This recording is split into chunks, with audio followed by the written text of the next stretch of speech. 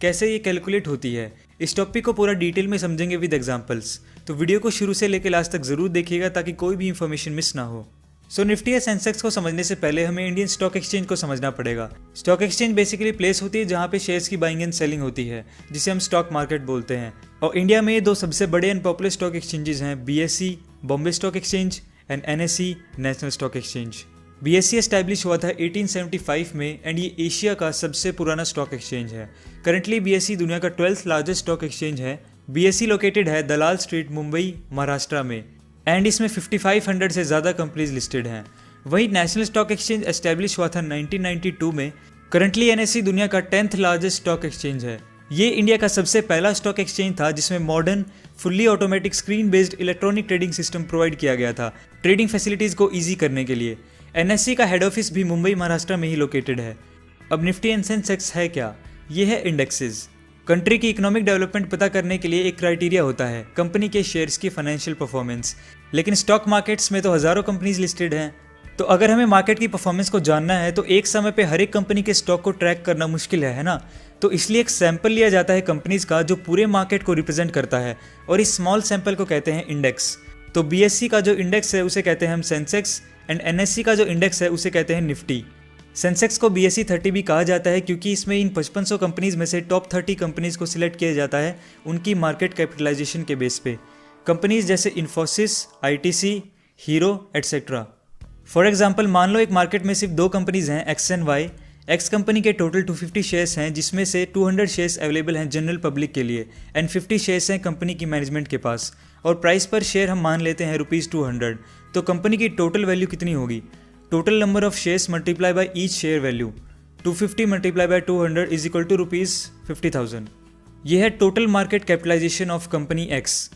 दोस्तों 2003 से पहले सेंसेक्स कैलकुलेट करने के लिए टोटल मार्केट कैपिटलाइजेशन को कंसीडर किया जाता था, लेकिन 2003 के बाद से फ्री फ्लो मार्केट को कंसीडर किया जाता है। इन दोनों में डिफरेंस क्या है?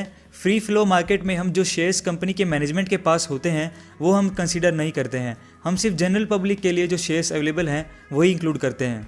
तो फ्री फ्लो मार्केट कैपिटलाइजेशन होगा free floating shares multiply by share value is equal to 200 multiply by 200 is equal to ₹40,000।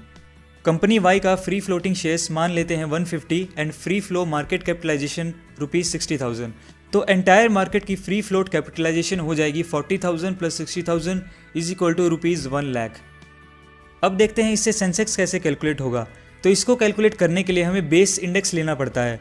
तो सिर्फ एग्जांपल के लिए मान लेते हैं इस मार्केट में हम पिछले 10 साल से सेंसेक्स कैलकुलेट कर रहे हैं, और जब फर्स्ट टाइम इंडेक्स कैलकुलेट किया गया था तब मार्केट वैल्यू थी ₹10,000। अब हमें इस 10,000 को 100 सेंसेक्स पॉइंट के बराबर मान लेना है, इसी को हम बेस इंडेक्स बोलते हैं।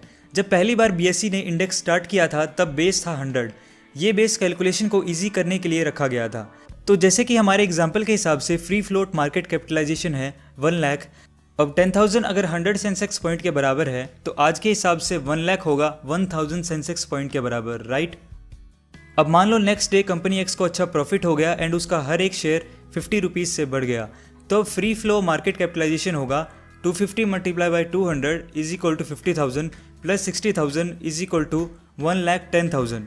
और इस हिसाब से सेंसेक्स इंक्रीज हो जाएगा 100 पॉइंट से और हो जाएगा 1100 पॉइंट्स। तो दोस्तों ये तो एग्जाम्पल था। सो ऐसे ही कैलकुलेट होता है free flow market capitalization and Sensex, जिसके बेसिस पे उन 30 कंपनीज को सेंसेक्स में इंक्लूड किया जाता है एंड ये companies time to time change होती रहती हैं एंड ये 30 कंपनीज अलग अलग सेक्टर्स की होती हैं। मान लीजिए आज सेंसेक्स 34,000 पॉइंट्स पर है। अगर ये ऊपर जाता है मतलब पॉइंट्स इंक्रीज होते हैं, तो इसका मतलब इन 30 कंपनीज में से मेजॉरिटी ऑफ द कंपनीज की फाइनेंशियल परफॉर्मेंस अच्छी है, कंपनी को अच्छा प्रॉफिट हो रहा है एंड लोग इन कंपनी के शेयर्स को परचेज कर रहे हैं। अल्टीमेटली डिमांड इंक्रीज हो रही है, इसको हम बुल मार्केट भी बोलते हैं। और दूसरे केस में अगर सेंसेक्स नीचे जाता है, पॉइंट्स डिक्रीज होते हैं, इसका मतलब है कि इन 30 कंपनीज में से ज़्यादातर कंपनीज की फाइनेंशियल परफॉर्मेंस ठीक नहीं है, कंपनी को कम प्रॉफिट हुआ है या फिर कंपनी का डेवलपमेंट नहीं हो पा रहा है एंड लोग इन कंपनीज के शेयर्स को बेच रहे हैं, मतलब डिमांड डिक्रीज हो रही है। इसको हम बियर मार्केट भी बोलते हैं।